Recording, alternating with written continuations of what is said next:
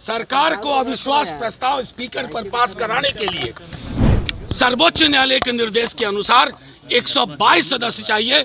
हम उनको शुभकामनाएं देते हैं। देखिए, नीतीश सरकार गिराने की कवायद बिहार में लगी हुई और इसके बीच महागठबंधन के तमाम विधायकों को तेजस्वी यादव के 5 देश रत्न मार्ग में पैक कर दिया गया। बहरहाल अब जो औपचारिक बयान है वो मनोज झा का निकल कर सामने आया, जहां उन्होंने स्पीकर को उनके पद से हटाने के लिए 2 जो उदाहरण है वो पेश किए हैं। उन्होंने कहा कि मौजूदा एनडीए की सरकार ने जो प्रस्ताव स्पीकर को हटाने के लिए दिया है वो सरासर गलत है। बता दें आपको कि 28 तारीख को सरकार बदली और इसके साथ ही 5 विधायकों ने एक प्रस्ताव जो सचिव हैं बिहार विधानसभा के उनको भेजा, जिसमें कहा गया कि जो मौजूदा परिस्थिति है इस परिस्थिति में बिहार के विधानसभा जो स्पीकर है वो अब स्पीकर नहीं रह सकते।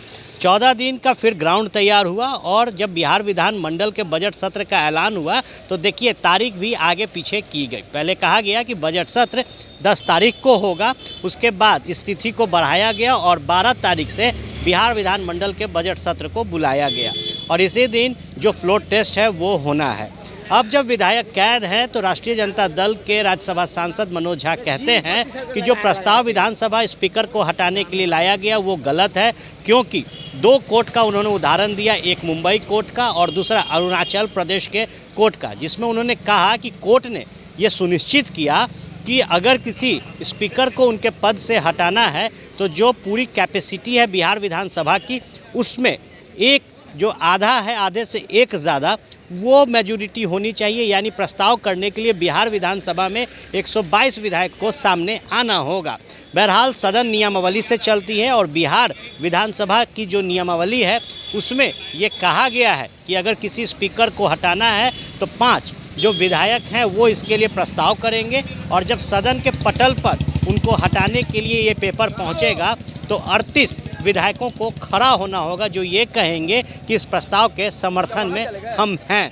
बहरहाल नियमावली की बात अब जब मनोज झा कर रहे हैं तो इससे स्पष्ट होता है कि जिन आंकड़ों की बात और आंकड़ों के खेल पर महागठबंधन बिहार में खेला होने की दावा कर रही है वो आंकड़े इस वक्त उनके पास नहीं हैं, क्योंकि अब पूरा पाला और पूरा गेम इन्होंने बिहार विधानसभा के स्पीकर के ऊपर डाल दिया है। सुनिए मनोज झा क्या कुछ कह रहे हैं। पहले मुझे मेरी बात रखने दें, फिर उसके बाद फिर आप अपनी बात रखें। हाँ, थोड़ा सा आगे आ जाइए। ये पीसी मैं कर रहा हूँ ना, मुझे बोलने तो दीजिए।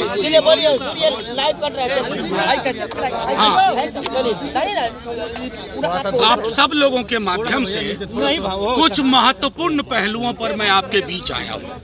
ये विधायी पहलू है, ये संविधान के पहलू है। वो तमाम लोग जो एक लोकतंत्र को की हत्या करना चाहते हैं, आपके माध्यम से मैं बताऊं, ये कॉन्स्टिट्यूशन ऑफ इंडिया है। इसके आर्टिकल 179 में स्पीकर को हटाने की व्यवस्था का उल्लेख है, जिसमें ये कहते हैं कि उन्हें हटाया जा सकता है, रेजोल्यूशन जो किया चुका है, majority of the all members of the assembly. ठीक है, अब इसका इंटरप्रिटेशन आपको बताऊं, ये सुप्रीम कोर्ट का जजमेंट है। ठीक है, ये महाराष्ट्र का मामला है, ध्यान से देखिए, और ये नबम रेबिया अरुणाचल का पूरा मामला है। ये नबम रेबिया अरुणाचल का। मैं आपको चाहूंगा आपके माध्यम से कि तमाम स्टेक होल्डर्स जो कल से इस विधायी महत्वपूर्ण पहलू पर फैसला लेंगे, चाहे कोई हो, स्पीकर साहब हो, सीएम साहब हो, उनके एडवाइजर्स हो, वो ये दोनों फैसले पढ़े। उस फैसले को मैं सबसे पहले अरुणाचल में बताता हूं कि स्पीकर को हटाने के लिए कितनी संख्या चाहिए। All the 10 members of the assembly, इसका मतलब है कि जो actual members of the assembly हैं, रहने वाले और वोट करने वाले नहीं, एक्चुअल मेंबर्स, यानी कि 243 में 122 चाहिए। स्पीकर को हटाने के लिए। ये मैं नहीं कह रहा हूँ, माननीय सर्वोच्च न्यायालय ने नबम रेबिया वाले मामले में 7 जज बेंच ने ये बात कही है। दूसरा मामला महाराष्ट्र का है, जिसमें आप सब एक बार गौर से सुनिए, आप गौर से सुनिए इसको। उसमें कहा गया है कि जितने भी सदस्य हैं उसका मतलब होगा इनको हटाने के लिए कि जिनके सीट वैकेंट नहीं है उन सब के आधार पर गणना होगी। तो 243 में संविधान के हिसाब से, हालिया जजमेंट के हिसाब से, अरुणाचल और महाराष्ट्र के हिसाब से स्पीकर साहब को हटाने के लिए 122 सीट चाहिए। मैं सिर्फ ये इसलिए रख रहा हूं कि कोई इसमें पेच ना करे। गांधीवाद की बात करने वालों से भी आग्रह करूंगा कि कौन से गांधी पसंद है, करेंसी वाले गांधी या हे राम वाले गांधी। करेंसी नोट पे छपे गांधी के प्रति अगर सम्मान है तो आप वही करेंगे जो करते आए हैं, लेकिन अगर गांधी है तो आपको ये तय करना होगा कि ये फैसला इसी हिसाब से होगा। और हम सब एकजुट हैं लोकतंत्र बचाने के लिए। बच्चा बच्चा इस बिहार का कल के दिन का इंतजार कर रहा है। हमारी ओर से ये चीजें स्पष्ट है कि हम संविधान के दायरे में चलने के लिए मजबूर करेंगे।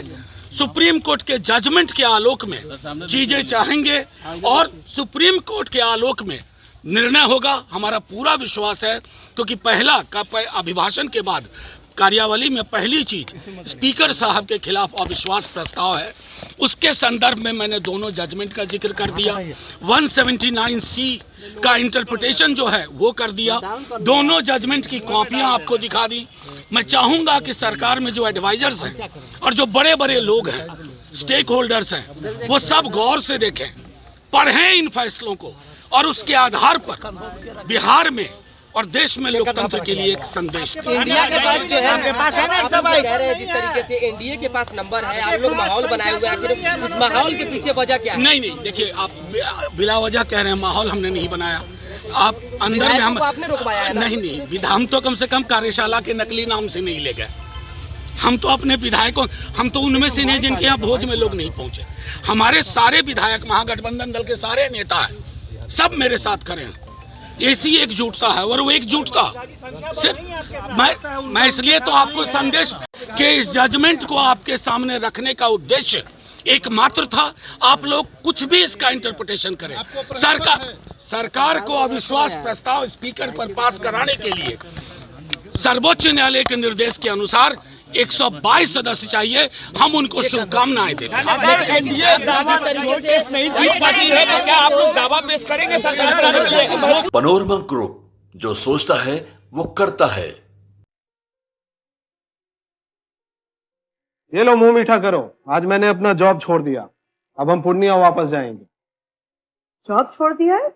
मतलब ये घर कैसे चलेगा? हम करेंगे क्या? और माँ बाबूजी क्या बोलेंगे? इसलिए मैं एक और मिठाई का डब्बा लाया।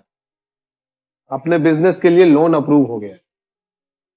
अरे लोन अप्रूव हो गया वो तो ठीक है, लेकिन पूर्णिया में हम रहेंगे कहाँ? अपना घर भी तो नहीं है वहाँ। इसलिए तो एक और मिठाई का डब्बा अलग से लाया हूँ।